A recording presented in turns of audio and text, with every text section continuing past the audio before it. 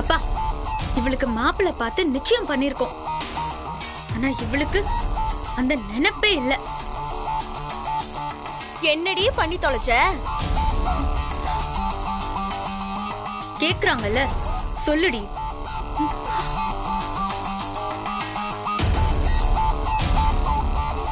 நீ சொல்றியா இல்ல நான் சொல்லட்டுமா?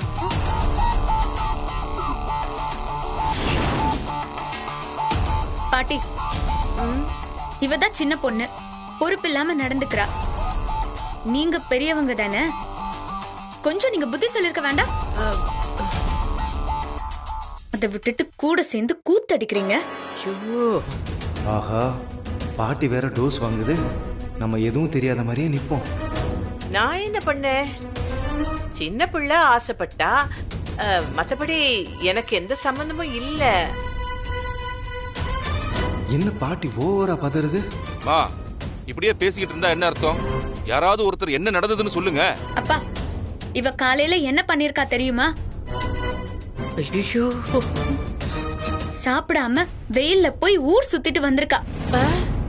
இவ்வளவுதானா?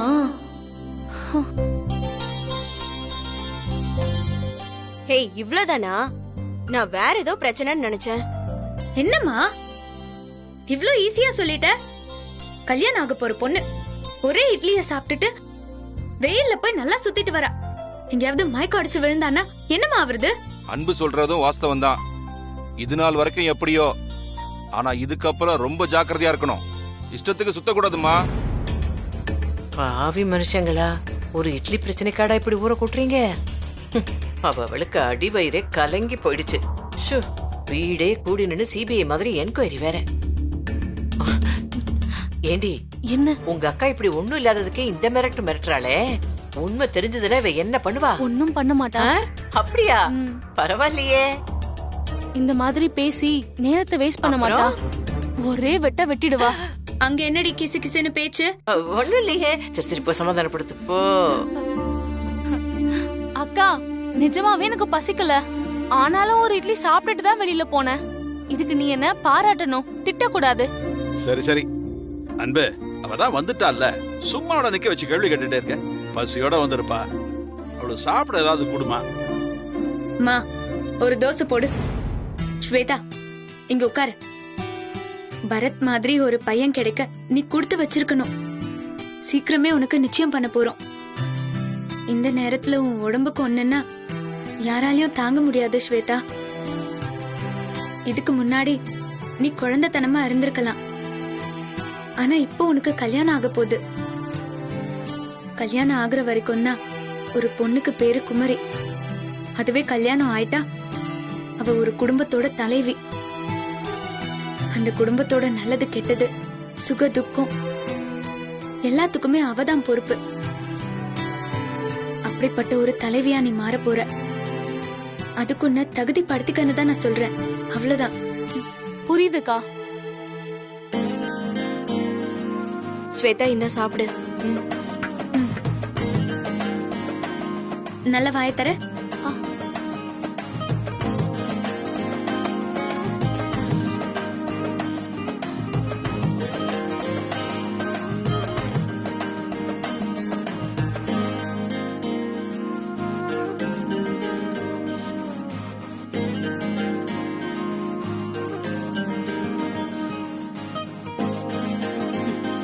பாருங்கம்மா, எவ்ளோ பசி இருந்தா இவ்ளோ அவசர அவசரமா சாப்பிடுவா. இவ்ளோ பசிய தாங்கிட்டு வெளிய சுத்திட்டு வந்திருக்கா. ஐயோ, என்ன பாசம், என்ன பாசம்! அப்படியே சுட்டெடுத்த தோசைக்கு மேல நெய்ய ஊத்துற மாதிரி இப்படியே உருகுறாளுங்களே. அன்பு, அக்காங்கிறது இன்னொரு அம்மான்னு சொல்லுவாங்க. அத நீ நிரூபிச்சுட்ட. ஸ்வேதாவுக்கு நீதான் அம்மா. அக்கா, ஏங்கா இப்படி இருக்க? நீ காட்டுற அன்புக்கு பதிலா நான் எதுவுமே பண்ணாமலாவது இருக்கலாம். ஆனா நான் உனக்கு துரோகம் பண்ண போறேனே, அதை நினைச்சா எனக்கு மனசே வெடிச்சிரும் போல இருக்கு. ஏய், இப்ப எதுக்கு நீ அழற? பேசாம சாப்பிடு. சாப்பிடு. எனக்கு அப்படியே புடிச்ச மாவுல ஒரு ஊத்தாப்பம் இல்ல கிடைக்குமான்னு கேட்டேன். உள்ள வாங்கம்மா, உங்களுக்கும் சுட்டு தர. அப்பா, சாப்பிடு.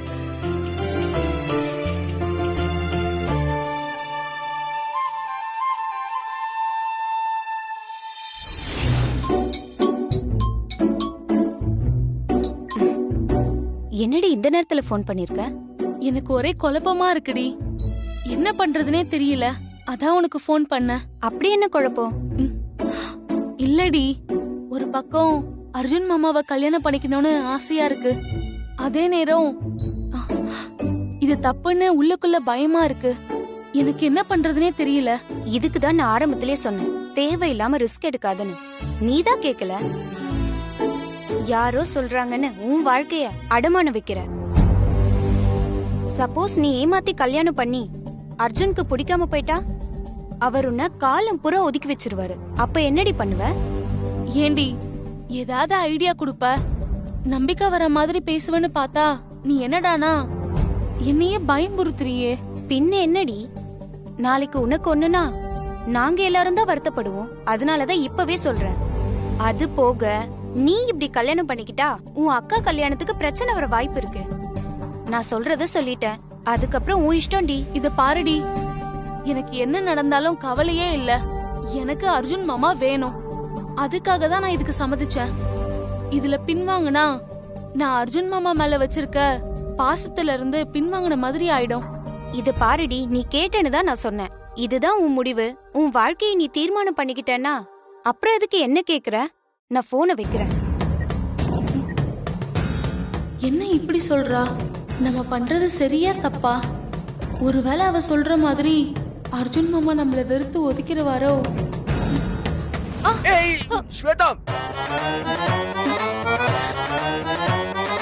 மாமா, என் சந்தேகம்லாம் தீர்ந்துருச்சு. நீங்க என்ன கேர் பண்ணிப்பீங்கன்னு நான் புரிஞ்சுக்கிட்டேன். என்ன ஆனாலும் சரி, உங்களை கல்யாணம் பண்ற முடிவு தான் சரின்னு நீங்க எனக்கு சொல்லாம சொல்லிட்டீங்க. ஸ்வேதா, என்னாச்சு? பார்த்து நடக்க மாட்டியா? ரொம்ப தேங்க்ஸ் மாமா. என்னாச்சு இவளுக்கு? மந்திரிச்சு விட்ட கோழி மாதிரியே போய்கிட்டு இருக்காளே.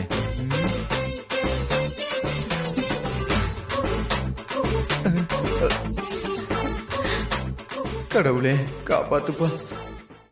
நாம நினைச்சது ஒண்ணுமே நடக்க மாட்டேது. அன்பு செல்வியை கல்யாணம் பண்ணலான்னு பார்த்தா அந்த அர்ஜுன் கூடவே சுத்திட்டு இருக்கான். பத்தாததுக்கு இந்த கார்த்தி வேற நிச்சயம் பண்ணிட்டான்.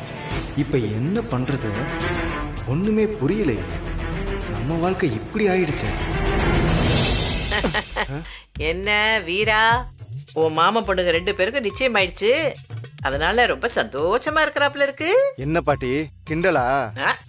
நானே கொதிச்சு போய் உக்காந்து இருக்கேன், நீ வெறுப்பேத்திட்டு இருக்க. டேய், ச்சே, சும்மா எப்ப பார்த்தாலும் சிடு சிடுன்னு மூஞ்சிய வச்சுக்கிட்டு இருக்காதடா. இப்போ உன் பிரச்சனை தான் என்ன? அந்த அர்ஜுனை இங்க இருந்து அனுப்பலாம்னு நினைச்சேன், அதுவும் முடியல. அவனை இந்த உலகத்தை விட்டே அனுப்பலாம்னு முடிவு பண்ணேன், அதுவும் நடக்கல. கண்ணு முன்னாடி நடக்கிற எதையுமே தடுக்க முடியல பாட்டி. பொம்மை மாதிரி வேடிக்கை பார்த்துக்கிட்டு தலையாட்டிக்கிட்டே நிக்க வேண்டியதா இருக்கு. ரொம்ப அவமானமா இருக்கு பாட்டி. இத பாருடா, நேருக்கு நேரா சண்டை போடுறது எப்பவுமே வேலைக்கு ஆகாதுடா. மறைஞ்சு நின்னு அப்படியே தாக்கணும். நாம எப்ப தாக்க போறோம், எப்படி தாக்க போறோம்னு எதிரிக்கு தெரியவே கூடாது. அப்படி சண்டை போட்டா யாரா இருந்தாலும் விழ வச்சிடலாம். பாட்டி என்ன சொல்ற பாட்டி?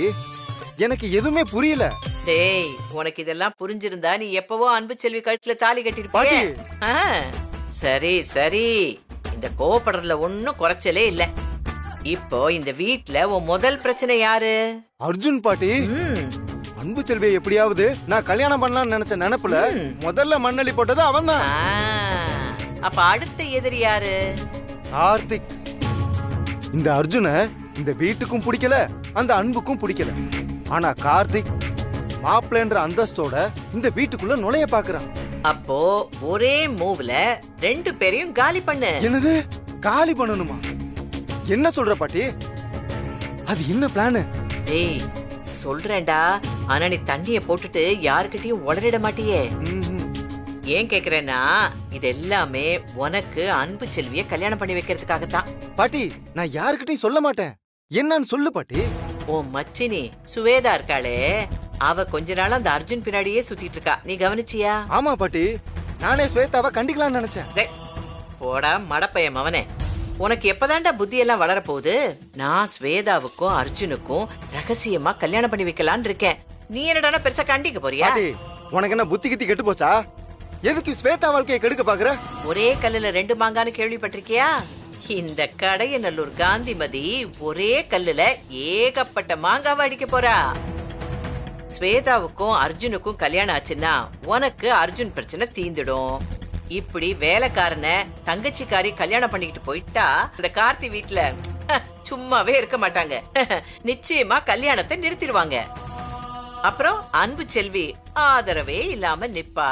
அவளை பார்த்து எப்பவுமே நெஞ்ச நிமித்திக்கிட்டு திரியிற உன் மாமனுங்க அப்படியே தலை குனிஞ்சு போய் நிப்பானுங்க. அப்ப நீ குடுக்கறடா மா சென்ட்ரி. மாமா நான் இருக்கேன் மாமா.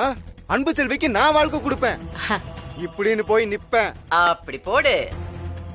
அப்புறம் அவங்களுக்கு வேற வழியே இருக்காது. உனக்கு அன்பு செல்வியை கல்யாணம் பண்ணி கொடுத்துருவாங்க. அப்புறம் சந்தோஷமா கல்யாண சாப்பாடை சாப்பிட்டுட்டு நான் ஊருக்கு அப்படியே பறந்து போயிடுவேன். பாட்டி நீ சொல்றத கேக்குறதுக்கு எவ்வளவு நல்லா இருக்குது தெரியுமா? டே வீரா, அந்த அர்ஜுனுக்கு நீ கொடுத்தது சாதாரண ஷாக்கு. ஆனா நான் கொடுக்க போறது சும்மா கல்யாண ஷாக்கு. காலம் பூரா அந்த ஷாக்குலயே மாட்டி அவன் அப்படியே தவிச்சுக்கிட்டு இருப்பான்.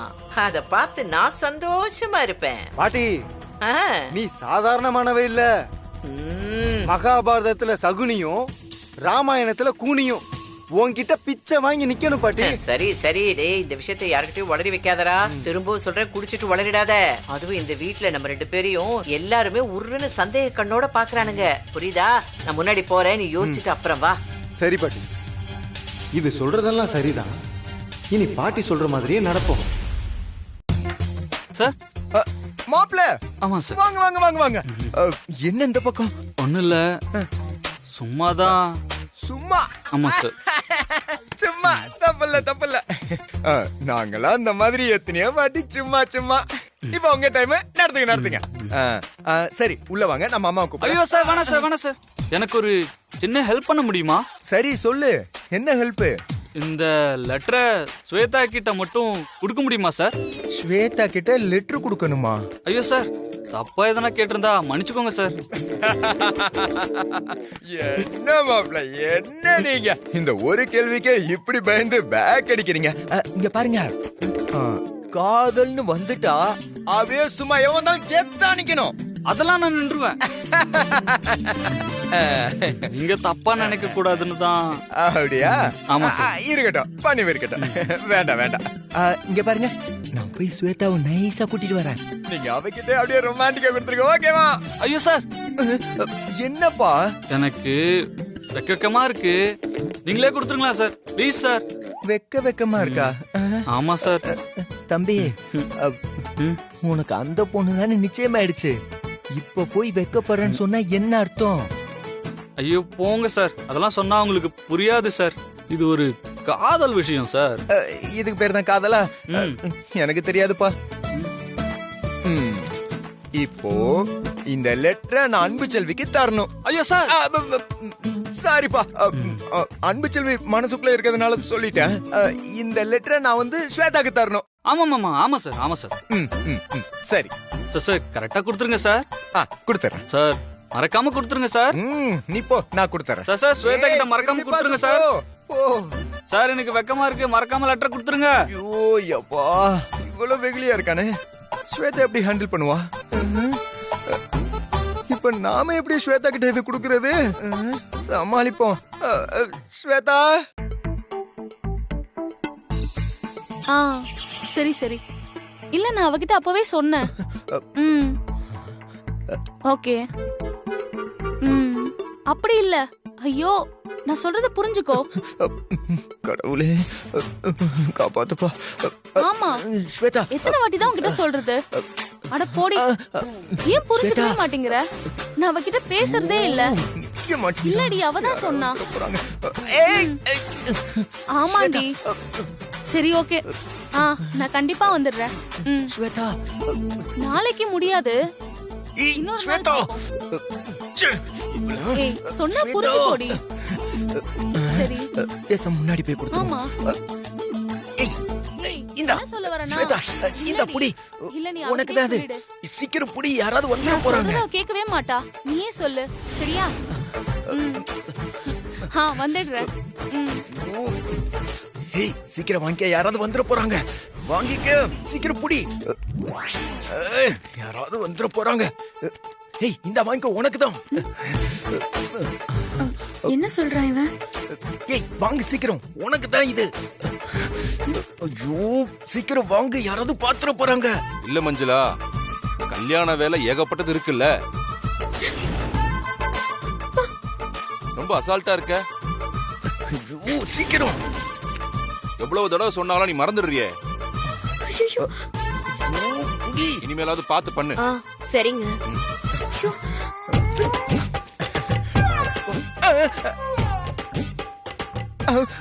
ஐயோ இவ லெட்டர் வாங்கி வச்சுக்கிட்டா என்ன பண்றது? என்ன அன்பு? ஒண்ணும் இல்லப்பா. வேலைக்காரன் என்ன சொல்றான்? ஒண்ணும் இல்ல, எப்படி தோட்டத்தை பாத்துக்கணும்னு சொல்லிட்டு இருந்தேன்.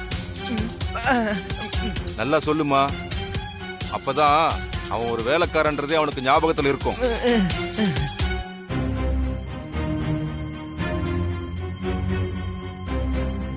அன்பு, என்ன நின்னுட்டே இருக்க?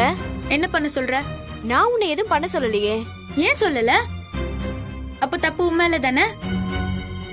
போயிட்டு ஏதாவது யோசிச்சுட்டு வந்து சொல்லு, நான் இங்கே வெயிட் பண்றேன். என்னடி உளர்ற?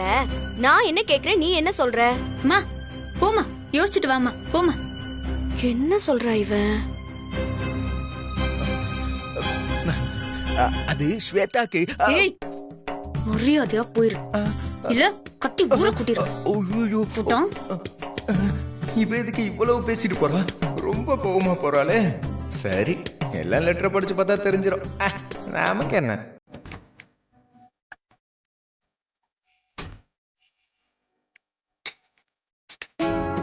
இவ்வளவு தெரியும் இருந்தா லவ் லெட்டர் கொடுப்பான். ரொம்ப தான் ஆயிடுச்சு அவனுக்கு. அப்பா மட்டும் பாத்திருந்தா என்ன ஆயிருக்கும்? அப்பவே திட்டி இருக்கணும், தப்பு பண்ணிட்டேன். அதான் அவனுக்கு அறிவு வரும். ரொம்ப ஓவரா தான் போறான்.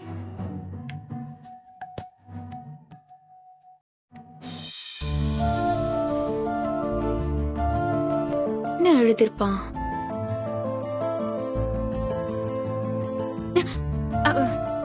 என்னத்தை எழுதிருப்பானோ? கர்மம், நமக்கு எதுக்கு?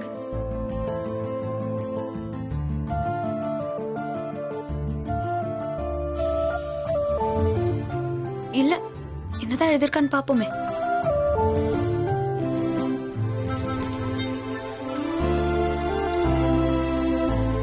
அன்புள்ள காதலிக்கு, குண்டு குண்டு கண்ணுனக்கு. அவ்வளவு பெரிய கண்ணு இல்லையே, என்னதான் பார்த்தானோ. இதுல லவ் பண்றேன்னு வேற சொல்றான். அது என்ன தாக்குது? ஓ ஓகே ஓகே. உருண்ட உருண்ட கண்ணு உனக்கு, அது என்ன பாட்டுதான்.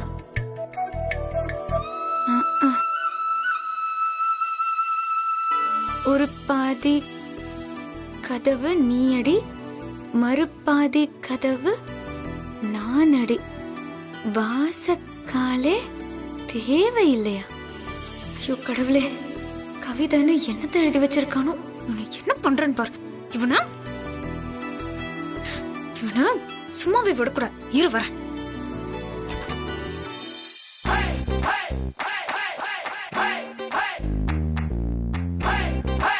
கவிதை எழுதுற கவிதை என்ன லெட்டர் படிச்சிருப்பிய? எல்லாம் புரிஞ்சிருக்குமே. இப்ப என் மேல உனக்கு தனி மரியாதையா வந்திருக்கும். என்ன வசு இப்படி சொல்லிட்ட? அது மண்ணாங்கிட்ட இல்ல, அது லவ் லெட்டர். யோ, இத லவ் பண்ண வைக்க எழுதுனது இல்ல. இத படிச்சா எந்த பொண்ணாவது லவ் பண்ணுவாளாயா? ஒரு நாய் கூட திரும்பி பார்க்க. ஏய் வசு வசு வசு வசு, நீ தப்பா புரிஞ்சுக்கிட்டேன்னு நினைக்கிறேன். இது நான் எழுதின லவ் லெட்டர் இல்ல, பரத் ஸ்வேதாக்கு எழுதின லவ் லெட்டர். லெட்டரை படிச்சியே, அதுல பேர் என்ன இருக்குன்னு பாத்தியா? ஹலோ, நாங்கெல்லாம் லெட்டர் எழுதுனா எப்படி எழுதுவோம் தெரியுமா? அப்படியே கவிதை அருவி மாதிரி கொட்டும். நான் சொல்ற கேக்குறியா? நீ போய் வேலை ஏதாவது இருந்தா போய் பாரு. போ போ போ.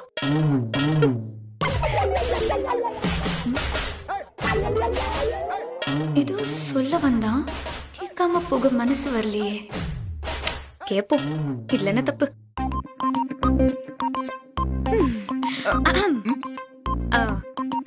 ஏதோ கவிதை சொல்லணும்னு சொன்னியே, சொல்லிடு.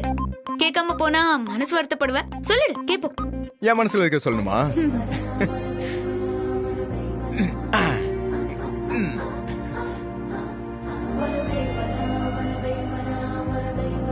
என் வாழ்க்கையின் எல்லா பக்கங்களும் கருப்பு வெள்ளையாய் தொலைந்த போது வண்ண வானவில்லாய் மாற்றியவள் நீ.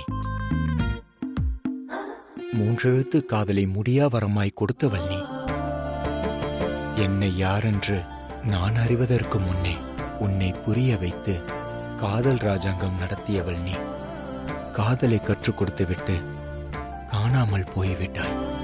என் வாழ்க்கையின் பக்கங்கள் மீண்டும் கருப்பு வெள்ளையாய்.